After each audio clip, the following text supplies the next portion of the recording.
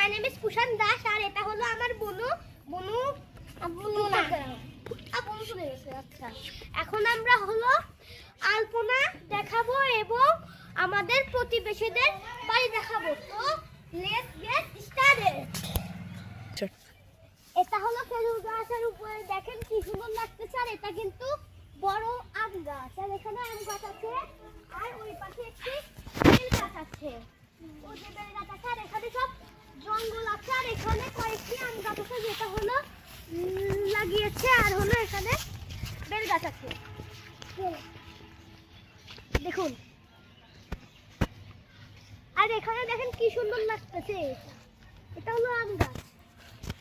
আর এখন আমরা আপনাদের আলপনা দেখাবো আর এখানে আছে গরু। আলপনার আগে আপনাদের গরু দেখানি এখানে আছে গরু আর আমরা এখন আপনাদের আলপনার জায়গায় যে পৌঁছাবো। তো লেটস গো।